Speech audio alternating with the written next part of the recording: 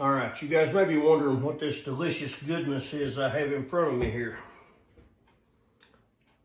These are smoky, salty, they're great. We use them a lot here. Hog jaws.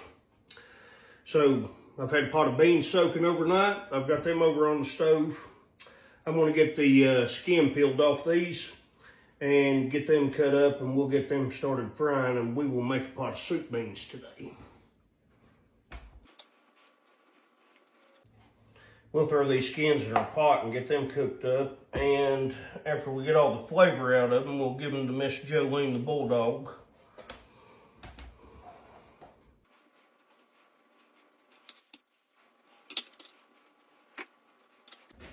Now these we're going to want a little thin, so we're going to go ahead and rip them in half. These are a lot like a ham hock or something like that, except they're more smoky and more salty where they're bacon. When you make a pot of beans though, this guy here's the one you want running the football. He's just great. I buy them sometimes and just make sandwiches out of them.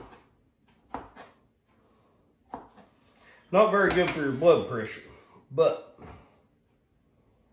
man, they're good.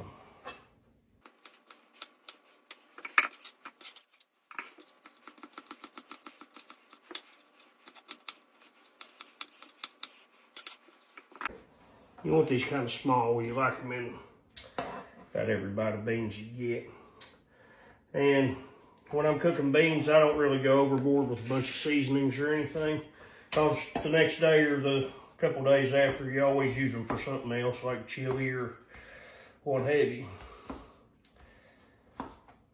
So these will just be seasoned with hog jaw and some salt and pepper to taste at the end. Got to be careful with the salt though. These things here is pretty salty.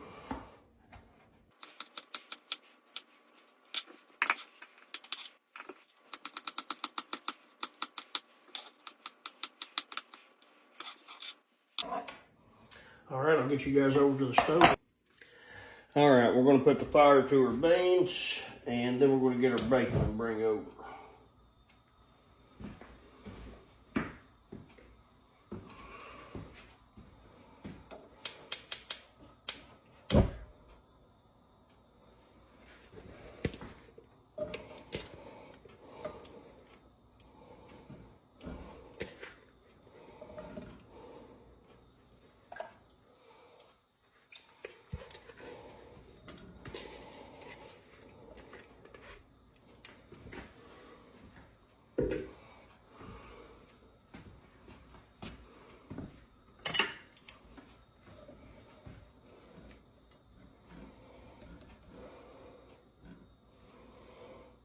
And with this today, I'm probably just going to do some fried potatoes, maybe with some kielbasa and a pan of cornbread.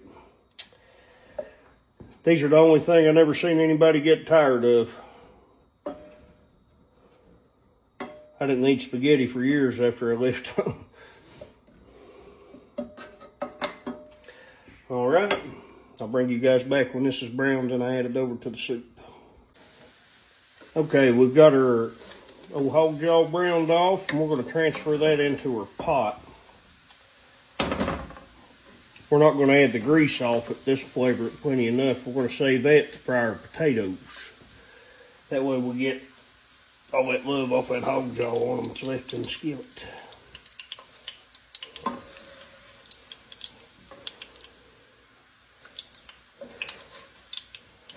And we'll probably scald ourselves by trying a piece here in a second.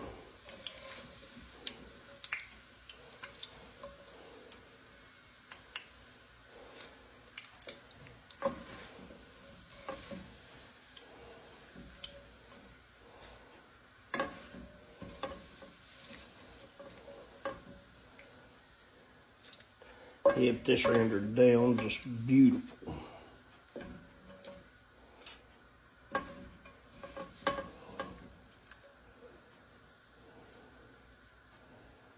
I think that's the piece right there.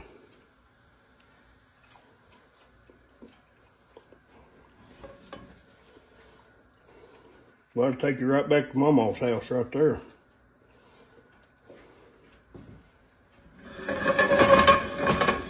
We'll get that set to the side for now. Oh.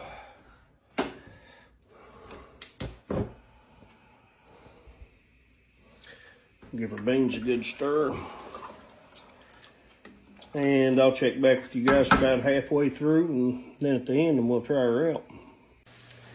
All right, so our beans, they're probably about, I'd say, an hour and 20 in. They're starting to get tender. They're probably halfway done. We're going to go ahead and cook them down till we get the thickness of soup we want. We've got our fried potatoes done. Can't help but sample in.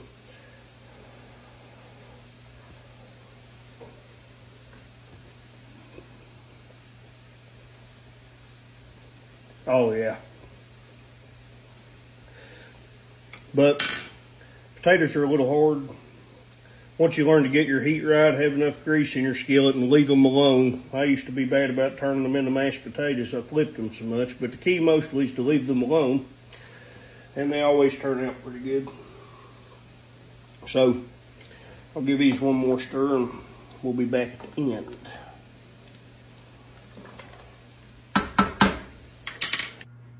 We got our soup beans finished, cooked off. They're looking great.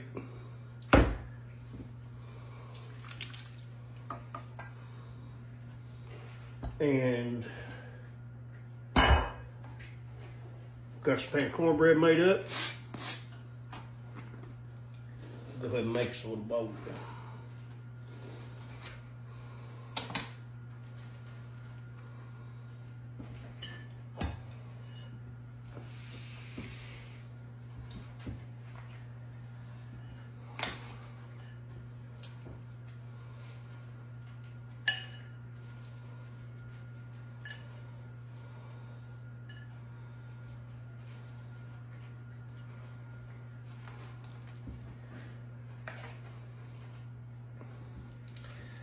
Here's what I like to do with mine.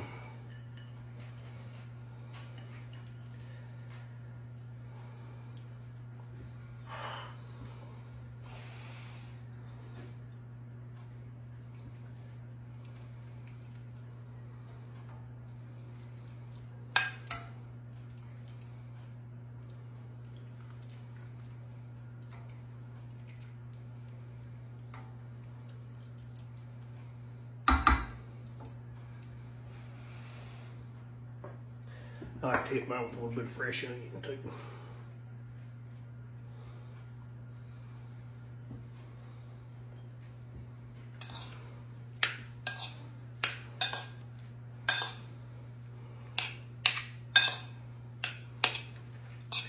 And this was a staple when I grew up around here.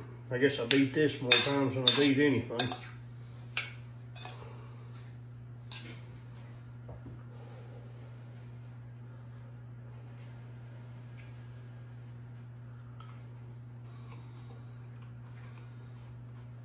Oh yeah, good as it ever was. I guess women used to use stuff like this. There wasn't a lot of meat, wasn't a lot of anything, so cook in grease, fix bread with anything.